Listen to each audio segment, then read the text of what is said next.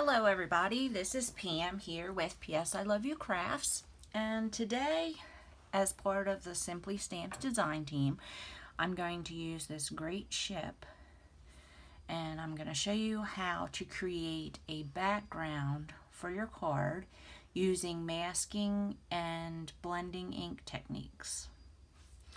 So I have 2 shades of yellow ink here. I'm going to go ahead and open those up.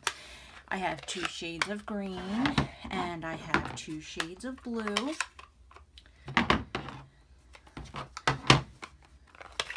And I also have black Memento ink. Okay, there's my blue. I'm going to set the black ink aside for right now. And I have already cut everything out. Here is the piece of paper. Whoops, I'm going to turn that over. That's got a little bit of a smudge on it. Okay, let's turn that over.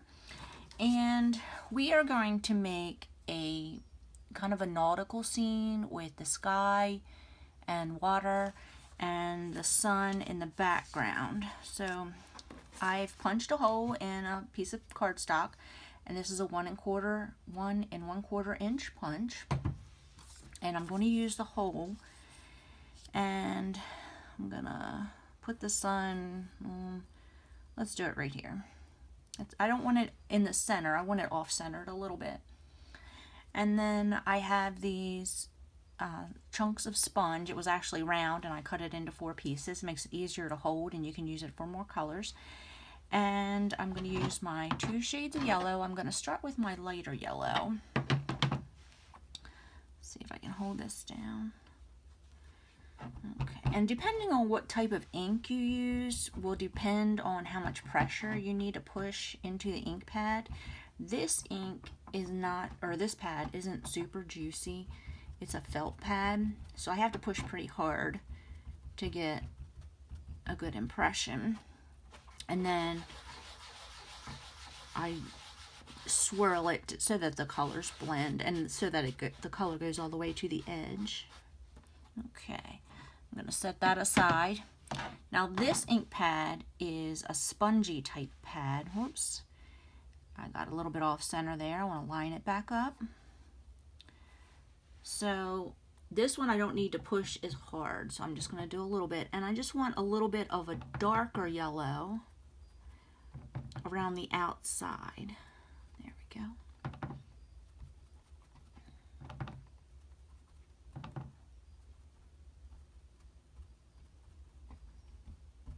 And you could even add a little bit of orange in there if you want. And then you can remove the mask and set that aside. Okay, now I have a piece of white and I'm going to use this for the horizon. So everything above this is going to be sky and everything below this is going to be water. So I'm going to do the sky we'll start it right here. And I want to make sure that's fairly straight. And really I could have taped this down with some washi tape or with masking tape, but I didn't do that. I usually hold it with my fingers. Now, the circle that I punched out of this piece I have saved so that I can put it over top of the sun so that when I'm inking around it, I don't get the blue onto the yellow.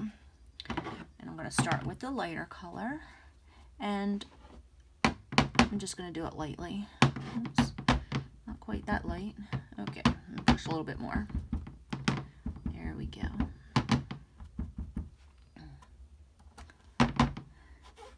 You can rub, you can dab, depending on the different pressure and which one you do. And really I should have put a piece of scrap paper underneath this so I don't get this on the table, but it's okay. It comes off really easy. So you can dab, you can rub. Some people, especially if their ink pads are really juicy, they will start off the edge of their page and then come in so that it blends better. Okay, and I'm still holding this circle down, and I want to get right up to the edge.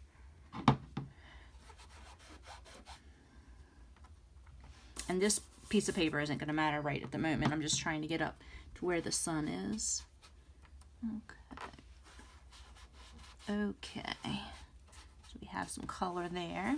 Okay, I'm going to remove this.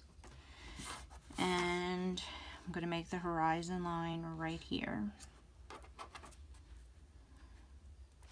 Okay. And I'm still using the same color. Okay.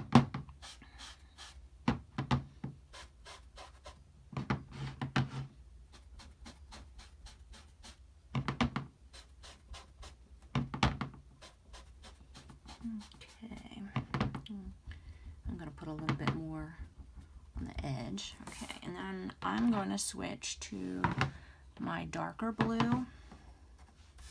And you want your cardstock back up there again so it doesn't blend into where the water is going to go. And this pad, it's really dark and it's very juicy, so I'm just dabbing lightly. I don't want it to be too dark.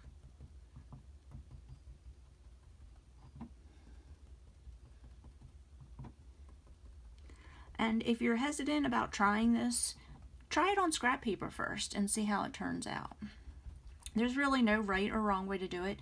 You can do the same technique and make fields and sky, or something that looks more like a forest. You can tear paper and use it as a mask to create mountains.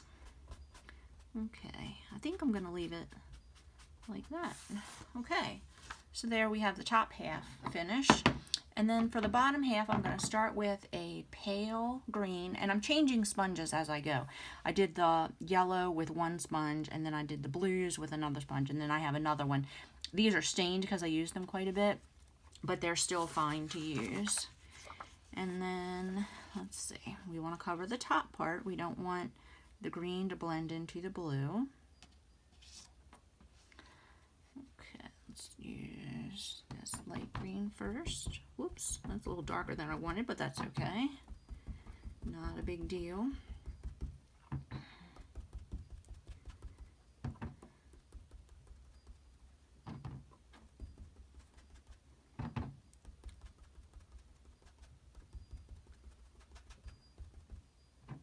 Put a little bit more in the center there.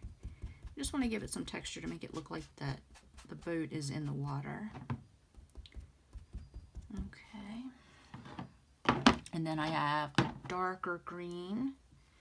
And you can use as many different shades if you want. If you're trying to get a sunset look, you want to use more yellows and oranges, maybe even some pinks and purples in parts. And you just want to blend them.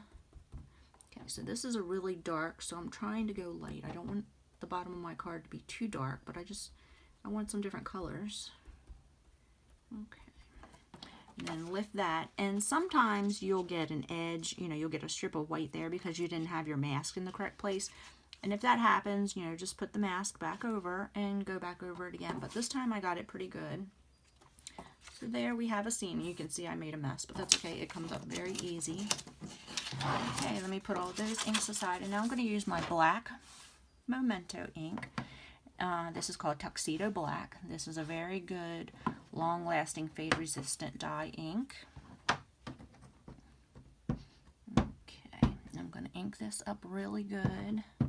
And because there's a lot of detail on it, you need to make sure that you've got ink on all the spots that have detail. Oops, I got a piece of fuzz.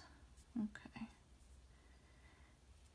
And I've been practicing with this stamp already, and I had a little bit of trouble getting this part to stamp, so I need to make sure when I stamp it that I put extra pressure on that part of the stamp. So here we go. I'm going to put it right here. Okay. Let's push down really good.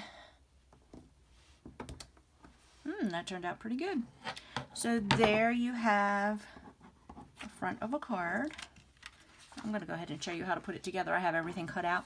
In the blog post, I will put the measurements and everything, so that way you can try to make this card if you'd like. But I love this stamp from Simply Stamps. It's got a lot of detail on it, but yet it's a good bold stamp, and it's great for something like this.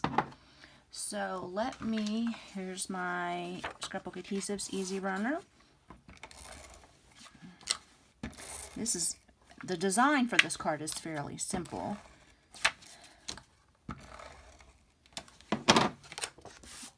And we will put this on here. There we go. And then I have my card base cut, and I'm going to fold it in half.